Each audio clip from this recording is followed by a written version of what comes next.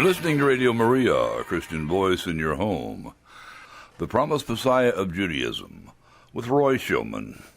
Hi, this is Roy Shulman, and welcome once again to Jesus, the Promised Messiah of Judaism on Radio Maria, the show that celebrates the Jewish roots of the Catholic Church, or seen the other way around, that celebrates the completion, the fulfillment, the full realization of the promise of Judaism in the Catholic Church and its sacraments.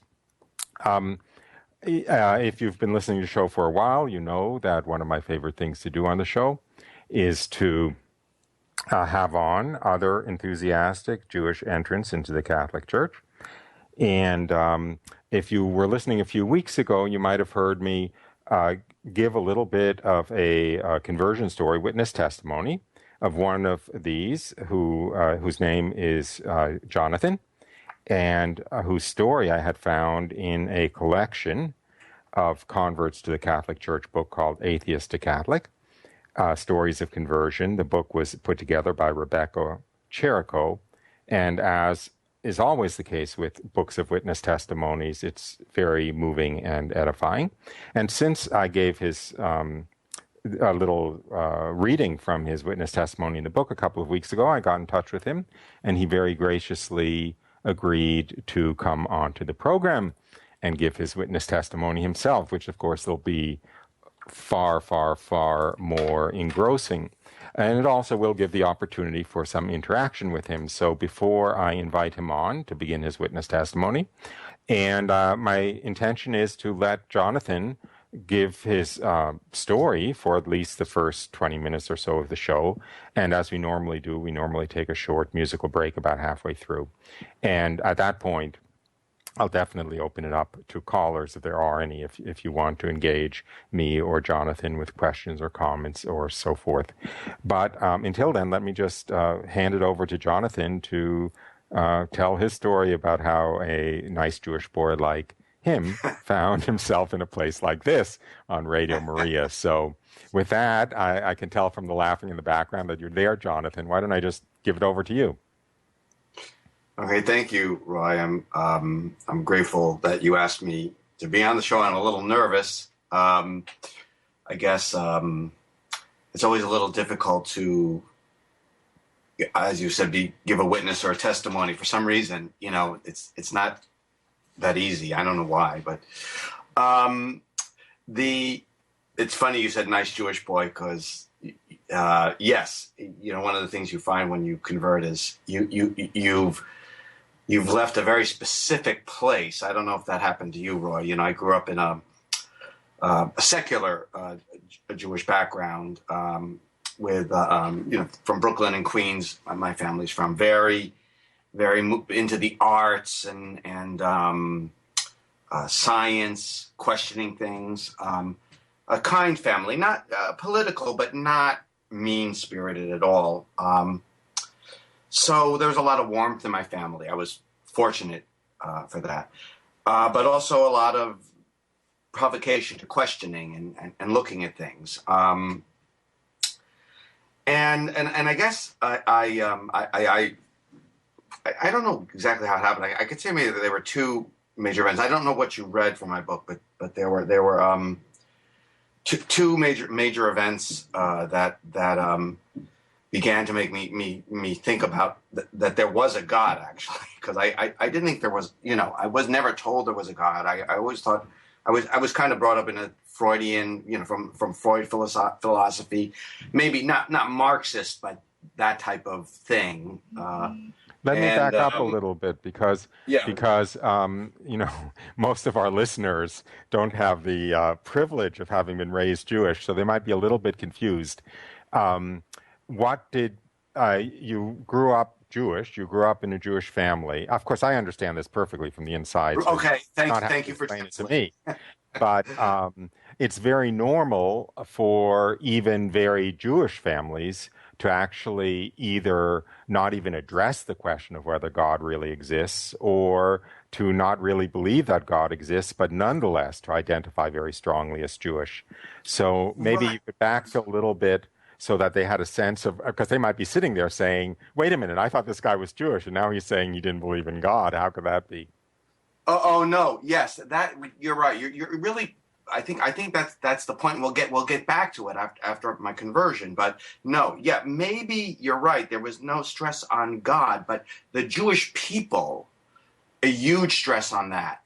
That we are somehow a very, very special people, and I knew that. Maybe they didn't use the word election, but I had a sense of that growing up. The specialness of being Jewish, without a doubt, was absolute in my family. And So what about prayer? What about taking the idea of God as someone active in the world seriously? no, they didn't because I think, well, my grandmother did, but one grandmother, but the rest really believed that. I think with the Holocaust, that it was such a. If you ever read The Chosen by Chaim Potach, that's a very good book for non-Jewish people to read to understand, I think, the Jewish context, modern context. But I think a lot of them lost hope. How could God have let that happen to us? And the Holocaust was always brought up in my family as a big kind of stepping stone to the belief in God. You mean stumbling block? Stumbling block. And at the same time, this kind of belief that, man, we have to rely on ourselves now, which is a kind of a temptation, I'm sure, that I kind of understood.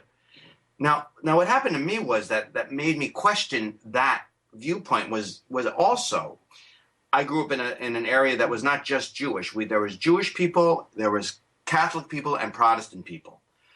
And I got to know people who weren't Jewish. I don't know about you, Roy. I was exposed to the Christian world. I had friends. But also, there are people who called me Jew boy, bad things, and I would get upset at that. And I would ask my parents, well, if we Jews are supposed to be like everyone else, or, there's something why am I feeling this? And from that, I decided I wanted to know more about being Jewish. We did go to Passover every year. That was where I learned about Judaism, because at the Seder you go through Moses and how he freed his people. So I knew that story, and I also knew how big a story it was. So I wanted to know more about that. So do your listeners know about Reform Judaism, Conservative Judaism, and Orthodox? That there's these different groups? Perhaps not all of them. It depends on how regular they are as listeners. But in a nutshell, Orthodox, well, from the outside looking in, one could think of Orthodox Jews as the Jews that one visibly identifies as Jews. They keep strictly kosher. They very often wear yarmulkes or skull caps. They observe the Sabbath strictly and so forth. Reform Jews are much more secularized. They may or may not actually take the idea of God seriously, but they certainly have a Jewish liturgical life of some sort around a Reformed synagogue. And conservative Jews are in between the two. Right. We were Reform, but I had to go to Hebrew school, 3 days a week to prepare for my bar mitzvah. I had to learn Hebrew, and I had to learn the whole story of our people. And I was just fascinated, I belonged to this history. I thought of myself as an American kid pretty much, but this history I belonged to was fascinating to me, and it went way back and through so many things and so many characters, from the prophets to David, the Maccabees. I love the Maccabees. I remember, I guess a young Jewish boy is going to like the Maccabees, but they are the ones who defeated the Greeks and allowed Judaism to continue for the next 150 years. And right 150 years later, John the Baptist is born. So really, the Maccabees really were able to keep Judaism alive for the Messiah to come. So they're very important people. I didn't know that at the time, but I did love them. They seemed like strong Jewish people, and I was moved by them, that they were holding on to their faith in front of such a strong power, and that moved. But I was still Reform, but these stories were incredible. So I got bar mitzvahed, and even in Reform temples, you read the Torah, the Bible, in Hebrew. So there's a sense of that ancient belonging, and that had an effect on me for that while. Of course, after that, I didn't follow the religion. It may be similar to Catholics being confirmed, young Catholics, and sort of moving away after that. But that was my first maybe big impression that I wanted something more than just to go along the way I was going. The other thing is that I had met some Catholics in a funny way. I'm a musician it's my profession, and they had a folk mass, and they needed somebody to tune the guitars. And at that point in the 70s or early 70s, you had these big folk masses, and there was like 21 guitars. It was a really hard job. I had to tune all of them. And I would go Wednesday in the morning. Sunday mornings go to the mass to tune the guitars. And I didn't think much of it. But I got to know what the liturgy was, and they were super sweet, nice people. And they didn't have anything problem with me being Jewish, and very welcoming. And I really enjoyed those 2 years, my junior and senior year in high school, working for them. I looked forward to it. And I remember one time we had a sunrise Easter morning over the water there on the Long Island Sound. And they were talking about Jesus rising from the dead. And I tried to picture of him walking on the water. I mean, they're beautiful images and comforting images, So flash forward, later in my life, my college life, I went to study music, and I began to learn the music of the church, because if you want to be a composer, you have to learn the music starting from Gregorian chant through the early church composers like Palestrina, and then even the Lutheran composer, the great one, Bach. And there was an order to that music that really was incredibly interesting to me, because coming from the background of, let's say, a secular humanist Jewish background, if that makes sense, I never had a sense that there was a solidity.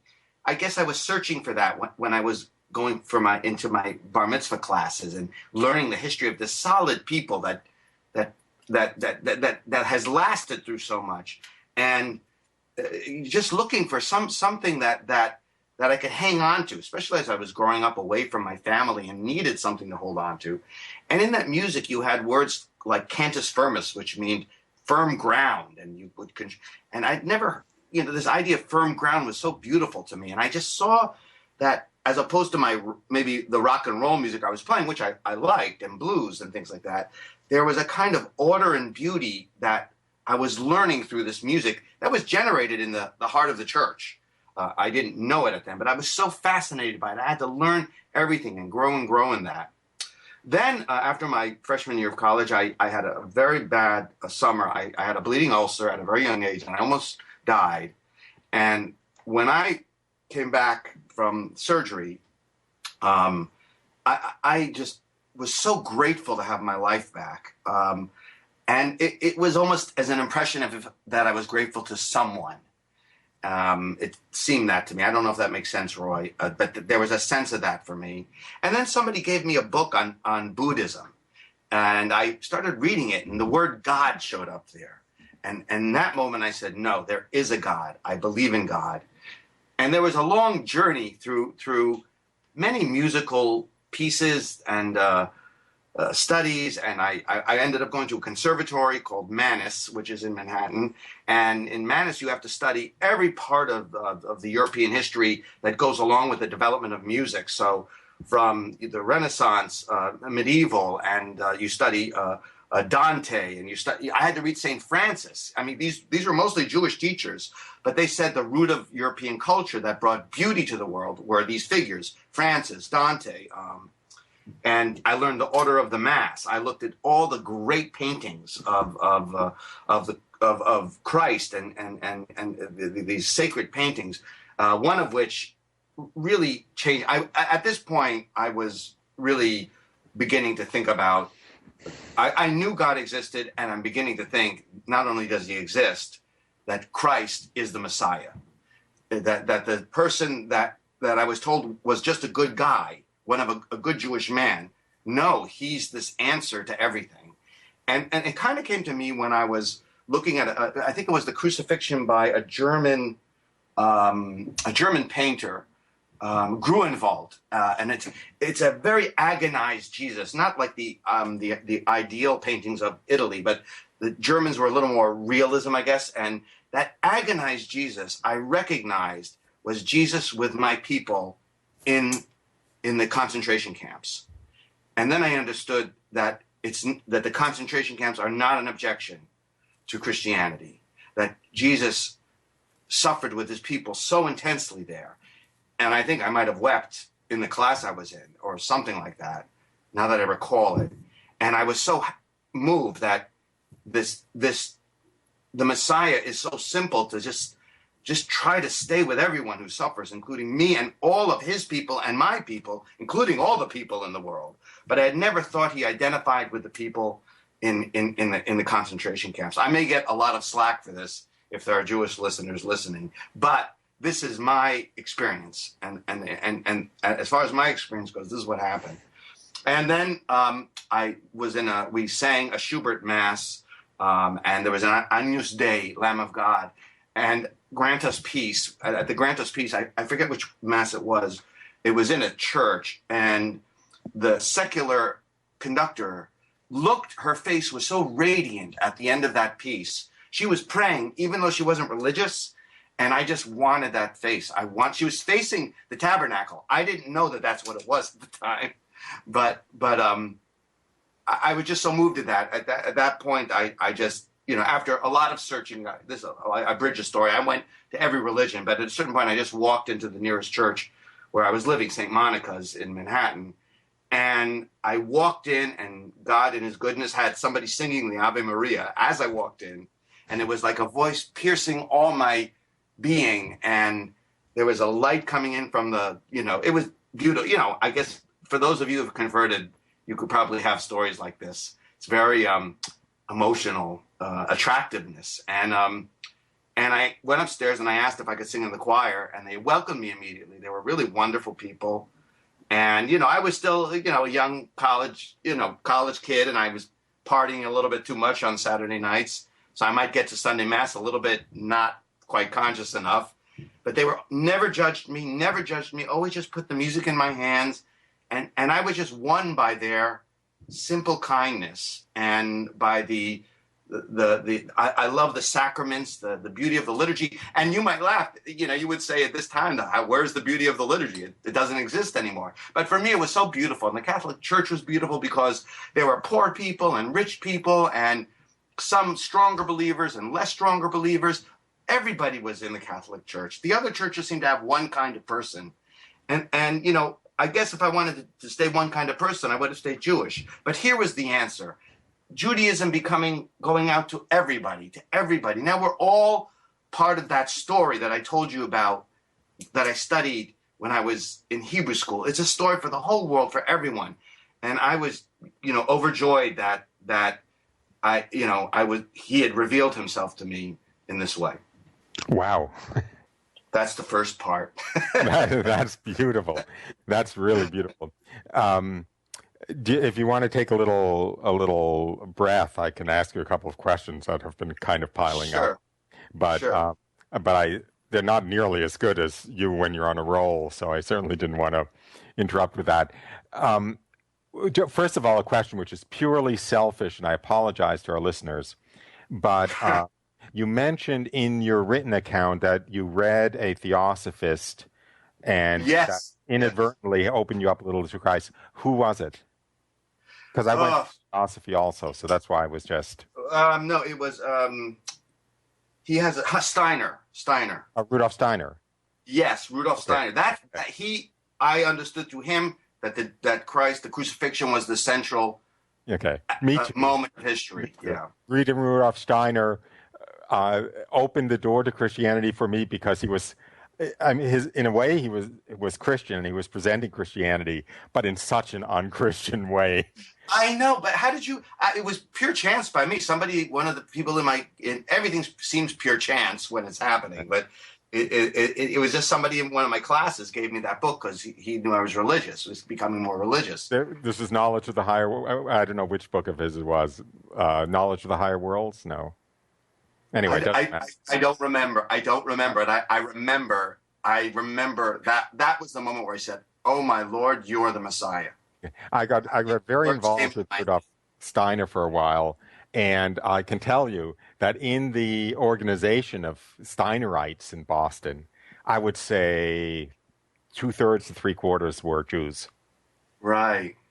So there's something there which I don't quite understand, but Yeah. it's like we were all we were all Jews halfway towards real Christianity through Right. theosophy. But anyway, that was just selfish curiosity. Interesting. So I apologize. Interesting though. Yeah. Yeah. Um, and another question that arose, especially from reading your account, and you didn't really push this, but I couldn't help wondering, and again, I'm projecting, I apologize for that from my own Hmm. experience, but listening seriously to music, and in particular to classical music, actually opened me up to the existence of a spiritual world. In other words, that music, there was no explanation for that music other than there being a spiritual world. I just kind of like viscerally knew there has to be a Yes. spiritual world. And again, Yes. I don't want to put words in your mouth, but in your account of first of Mozart and church music, and then or Beethoven and Stravinsky and so forth, whether the music itself was part of your opening you up to belief in God. I would say it's the primary way, because my parents had that music going a lot in the house. So there was a the spiritual dimension was from listening to Bach every Sunday morning. My parents would put him on, but also I played the blues when I was a kid. I was really involved in that period of history. And there was something about the blues that led me, to spirituals. And there's a great deal of spirituality in the root of American music too. So I had the popular root, and then this classical root. I remember that there was yes, my friends turned. I didn't know much about classical music, but I had some friends play me Mozart's 40th Symphony, and when it got to the second movement, it just appeared to me, I'd never heard anything. It appeared to me that Mozart was the Einstein of the spirit. In that piece of music, you could feel the universe expanding from a God, such a spiritual sense of order and grandness and movement and dance, even that provoked my heart.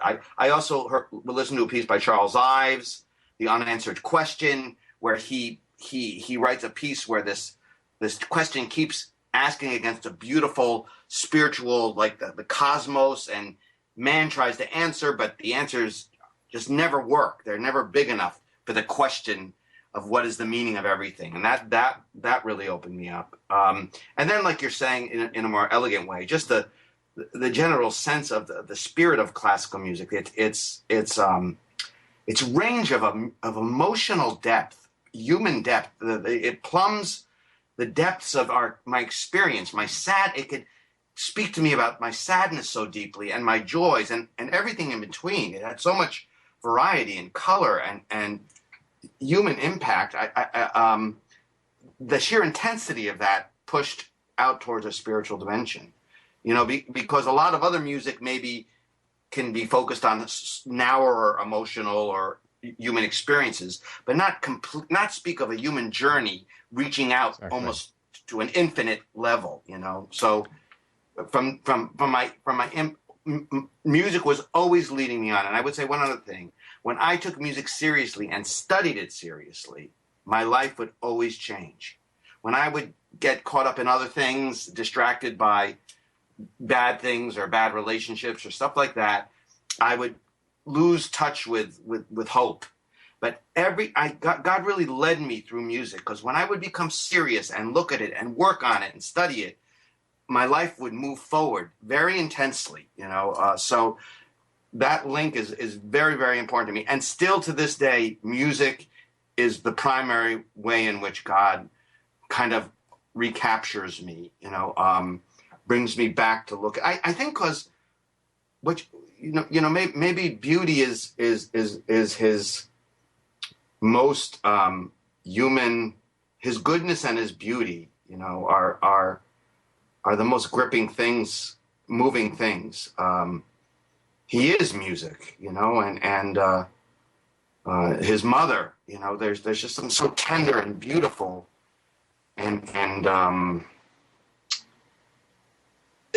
you know, it's hard to believe that this small religion that started with a small group of people in a faraway land, over a period, this type of music developed, you know, very connected with it. And I just think Christianity is not just a religion; it's a proposal of what it means to be human, to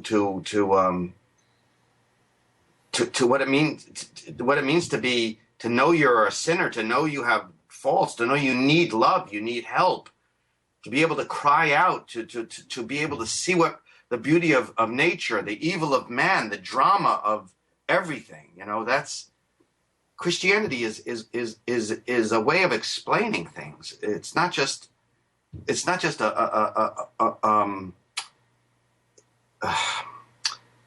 everything that it does tries to provoke a beauty and an intimacy with God and with yourself and with everything else.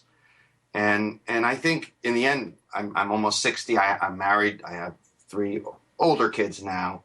In the end, I guess at this point in my life, that, you know, what really counts in life, and how do you hold on to that, you know, as life goes on, and this encounter with Christ has been a way that I have stayed human, mistakes and all, and the fact that there are mistakes, and that his audacious hope, his love for me is way beyond the mistakes I make. And here I would connect it a little bit to being Jewish and what it means to be a completed Jew, as you said, is that this is the journey of our, I would say, Roy, of our people of over 5,000 years, and he has not abandoned us, and not abandoned us in a abstract way, but in this way that's so moving that we can be moved by artists and writers and saints and normal people in daily life, who have this little look that says, yes, he is the Messiah. Amen, brother. Again, I just want to give you a little breather. As you were talking, I don't know if this is going to make sense to you. I don't know if it's going to make sense to our listeners, but you know, it occurred to me that one could simply say that Christianity is really just a word for the relationship between God and man. It's really not a religion. It's not about a religion. It is the relationship between God and man. Jesus was the second person of the most holy Trinity become man. The entire dynamic of the interaction between God and man has a name, and that name is Christianity, whether people are aware of it or not. So explain that again. Yeah, I you said that's something interesting. You said Christianity is not a religion in that sense. You can think of Christianity as simply a name for the relationship between God and man, for the relationship between the divinity and humanity. Right. So it's present. You know, it is the relationship between God and mankind. Even if somebody's a Buddhist or an atheist or a shamanist or whatever, the fundamental relationship is the relationship that's described in Christianity. Right. The only God there is the Christian God. Where I think that's what makes it easy for us to witness, because you can. I've never written a piece of music as beautiful, but Mozart, when he wrote that piece, was witnessing to me that, you know, the truth of things, which is the relationship between man and God, you know, and somehow I picked up on that.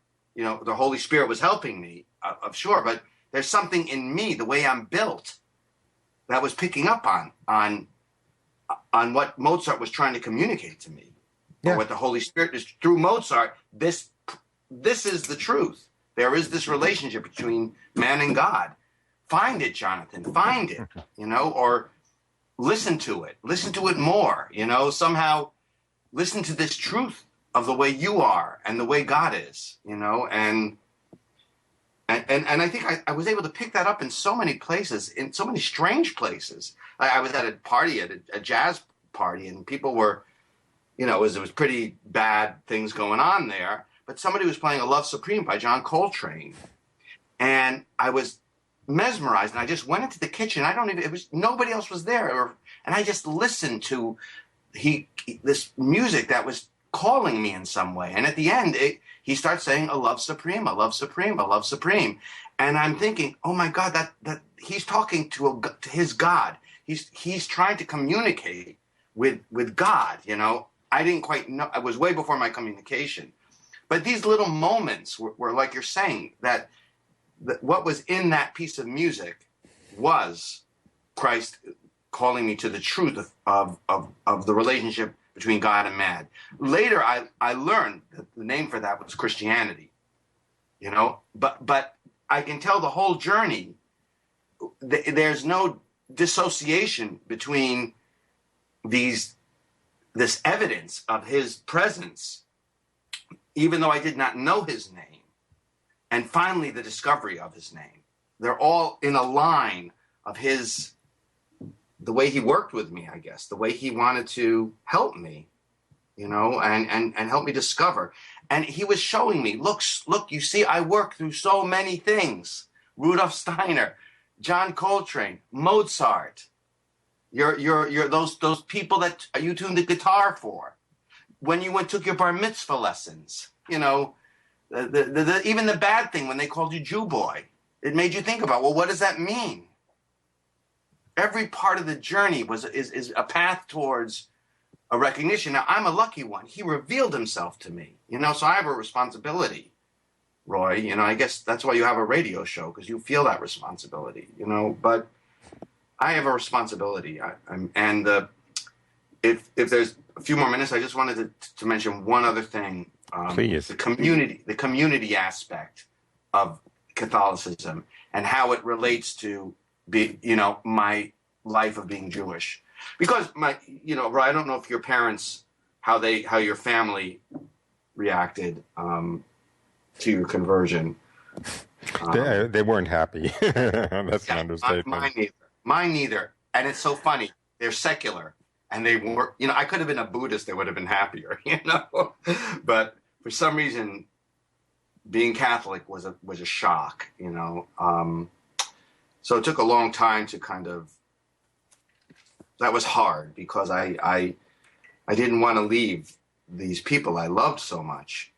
And I didn't want something, it was very painful for me. I think that's when I understood there was a cross involved in Christianity, that it was so painful, that period of my life. I lost a lot of friends too, in a sense, because my thirst for Christ was strong.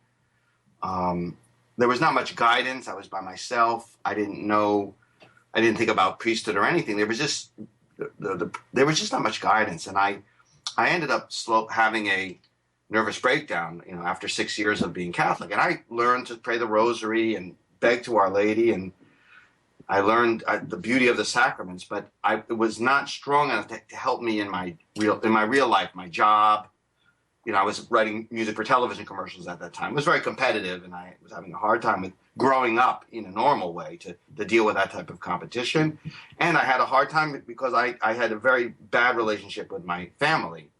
I got very much into the causes, the pro-life, and all these things that were politically against how I grew up also, so, but I basically broke down by the time I was 30. And this was a real miracle. This is the real miracle of my life, was I somehow ended up to see actually the father of the woman who wrote this book, Rebecca Vitz's father, Dr. Paul Vitz. So he was a Catholic psychologist, and he helped me to understand I needed a community. And he sent me to a community called Communion and Liberation. I don't know if you've heard it. It's a lay movement in the church. He sent me, Cardinal O'Connor had brought it into St. Patrick's at that time. He had wanted some things for young people outside of the parishes, maybe. So Thank God he did that. And he's half Jewish, Cardinal O'Connor. Yeah, I've done a show on that. Yeah. Yeah. So anyway, when I met that community, I was free. I had friends, young people, and life started up again for me. And Christ really rebuilt me through this group of friends. It started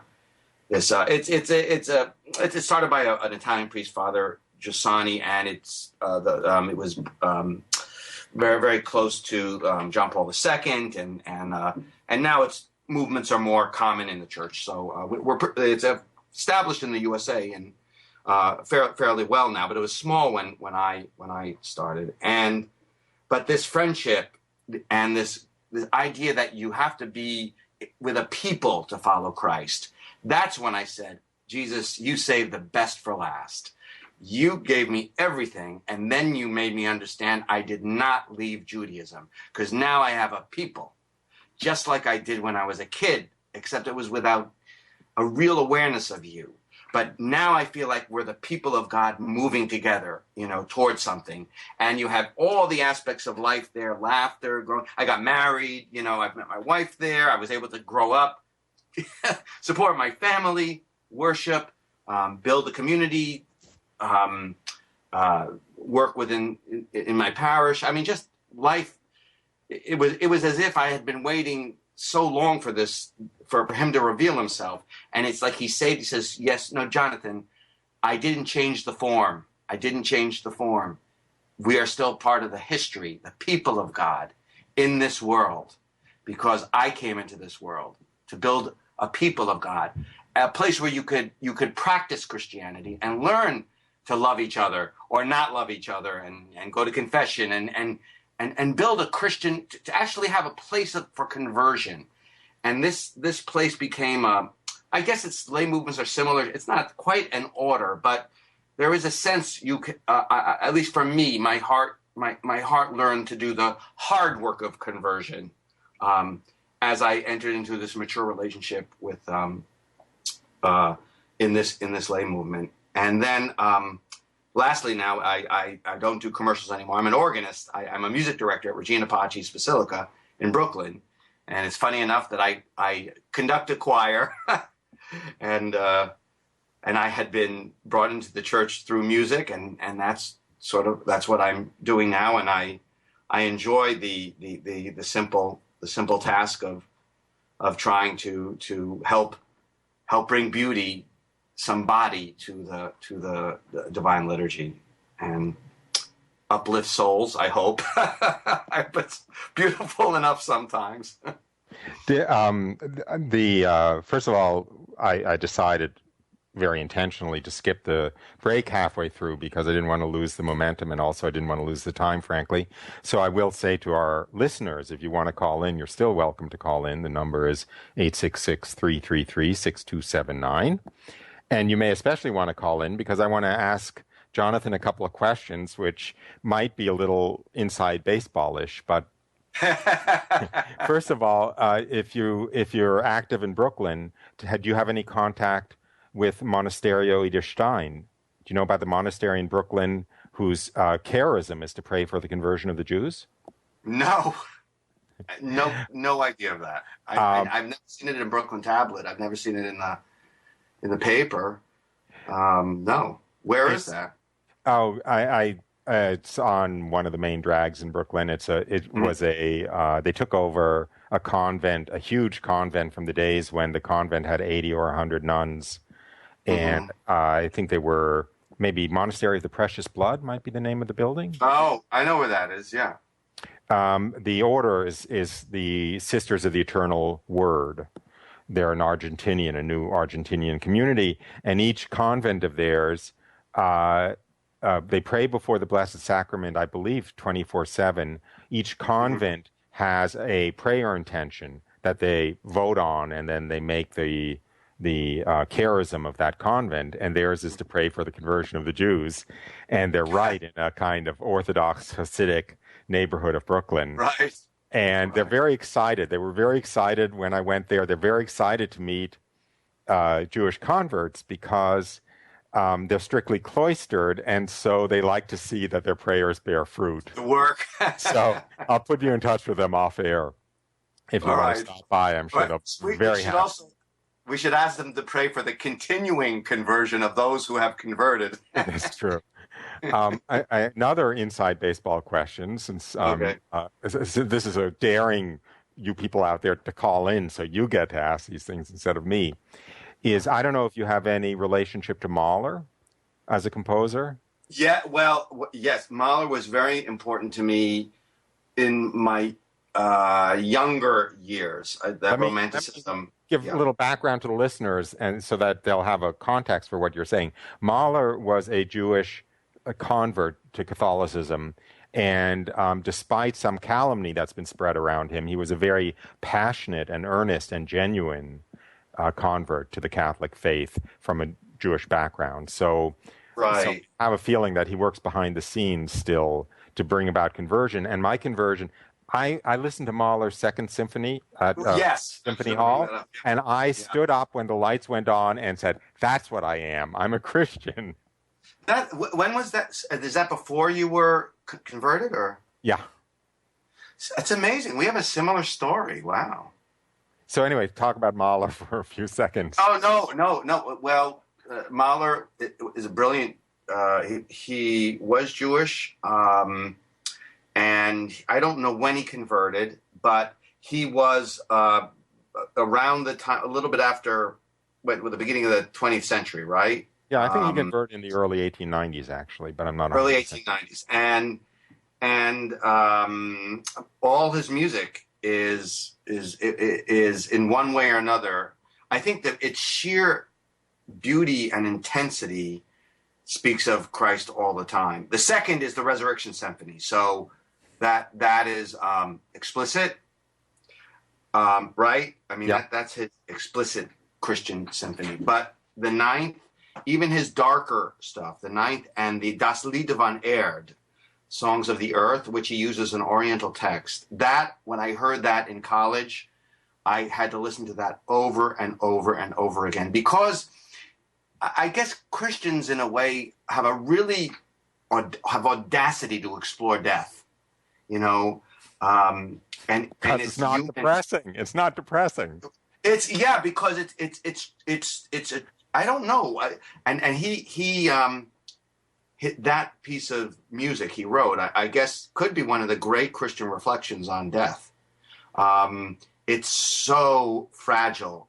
I mean, I can see he can be rousing, where you can stand up and cheer, and he can be so interior and moving that you're just almost in contemplative prayer, I guess. That would be his. But I think his music is always painfully beautiful. Would that be the way of always painful? Heart-wrenchingly, yeah. Yeah. Heart-wrenchingly beautiful. And he doesn't let you off the hook ever. He doesn't let himself off the hook ever. And that's where you could say that he is. You can see he's a true Christian, because he never lets himself off the hook of being honest and expressing himself. And these geniuses are amazing. They have a lot of technique, and they can kind of wow you with that. But Mahler in particular wows you with his how personal his message is, and how much he wants to reach into your humanity. So I liked the first, the second, the sixth, the ninth, Das Lied van Erde, and the 10th were very important to me. When I was younger, I think I've moved away from it. My boss, who's a Jewish man, David Horowitz, a great musician, when I was in the jingle business, he made me listen to Mahler. He thought Mahler, it was like you're right. It's like a religion. Even if you don't know it, do you kind of believe that in a way? It's almost a religion without knowing it's a religion. Mm-hmm. Because he was so passionate about it, and he made me listen to it. And I told him I converted, so he made me listen to it more, I don't know if this is going to make sense to you, but when I mentioned that listening to classical music opened me up, made me decide there has to be a spiritual world. Mm-hmm. I can understand how music can sound like a battle between armies, or music can, sound like a rushing stream or something. But how can music sound like the despair of feeling like there's no meaning to life, but the hope that there actually still is something transcendent behind it all? How can that be reflected in a sensory image through audible input? You know what I mean? How can the spiritual questions be represented through vibrations of air? It makes no sense at all. But right. But it's a communication that does it. Okay, if you think about it, it doesn't make sense. But if you look at your experience, it makes total sense. And that's why I think that if you're just honest and logical, you have to conclude there's something intrinsically spiritual going on there, because there's nothing materialistic that could explain it. In fact, I try to, with students, coax them into listening to classical music, through I listen to their music, I talk about the chords, and I try to get them just to get in front of it a little bit, because you're right. I know once they can get in front of it, and if any type of attraction happens, you're on your path. You're that something's been opened in them and in me. I mean, it may not lead them to where I can, but I do use. I want other people to have the experience of classical music for that reason, because I know even more than words. It's so it can do this thing you're talking about that. And I'm amazed that there are artists who, I mean, how do you learn it? The skill of doing that. I mean. I think they're just listening. I just think they're just listening. I think that they're hearing the spiritual world and putting it into sound. Have you heard of Taverner? He just died. He was one of the newer sacred composers. He was Orthodox English who converted to Russian Orthodox, I think. No. And he said that at a certain point he stopped. He was like a serialist of one of those avant-garde type of composers. He stopped and he said, I just started to listen. And I was shocked at that. Is it that easy? But in saying what you're saying, he began to listen. And when he quieted down and listened, he just began to write what he was hearing. Yeah. And his music changed. He only wrote sacred music from that point on. Yeah. Wow, this has been a great conversation. Well, after we can talk afterward. I didn't know how much music had been been important for your conversion. That was not. Well, I'll bring it down about 100 notches. There was something else that made me convinced there has to be a spiritual world and materialism can't be an explanation. And that was watching the Boston Celtics play in the days of Larry Bird and the real Boston Celtics, because you cannot be running across the court full speed and make a blind pass behind you through somebody's legs to your teammate with just materialistic sense knowledge. Well, I'm from New York, so I awesome. I know how good Larry Bird is, but but how did you? I mean, other people see the same thing. Why did you see that and somebody didn't? Yeah, except somebody else did. Like you, in part because I was in despair. In other words, I never reconciled myself to the meaninglessness of life. Right. But the meaninglessness was caving in all around me, but I couldn't give up the search for some reason. You couldn't reconcile yourself to it. You were in agony because of it. Right. That's it. And that agony is prayer. That agony is prayer? You mean even before I was praying, I was praying? Yes, that agony, that really is. That really is. Charles de Foucault, who's a Catholic saint, God, if you exist, I have to know. Right, but that's interesting. The agony is already prayer. The question The agonist kind of. dissatisfaction. I mean, it can't just be a superficial question, right? It has to be that your soul's torn apart, so to speak, by, by that, whatever it is, by that hopelessness, by that pointlessness to everything. And if you're honest about that and don't anesthetize yourself to it, I think that is actually a prayer to God to reveal himself. And I think maybe the music I listened to also had that in it. So I had a sense I wasn't alone in this question. There were these artists, there were plenty of people who could, I also read C.S. Lewis, not any of his theological stuff, his science fiction stuff. And that said, wow, what is this? I had read all the other stuff, Arthur C. Clarke and the normal sci-fi stuff, looking for this mystery, I guess, But C.S. Lewis, there was another color to it, and I didn't quite figure out what it was, but it was speaking to that agony that you're talking about in a different way. So, later I learned he was Christian, but I didn't know at the time. But the language he spoke was relatable to what you're talking about. So I was picking up on prayer and other people who were praying and people who were seriously interested in that question, the depth of that question. Somehow I was being open to it. And it's funny you should say through the sense of what did you say? Being open to the drama of the question, or I don't remember what I said other than that. Anyway, you're right. I guess that's what made me sensitive. Made me look for clues, I guess. And not be able to reconcile yourself to the life without that transcendental meaning. I hate to do this, but this isn't just a conversation between two of us. We're on Radio Maria, and they probably want to start another show in about 2 minutes, 3 minutes. All right. So I'm going to have to just thank you profusely and for coming on, and thank our listeners for listening. And off air, I want to talk to our guest about perhaps coming on again. But in the meantime, I'll give you, if you want to say thank you or something, Jonathan, and then I just have to close the show. No, thank you very much. This has been a very interesting conversation to me. I'm always surprised by how God continues to introduce me to people who can become friends with and continue the journey on in a substantially interesting way, compelling way. So thank you very much.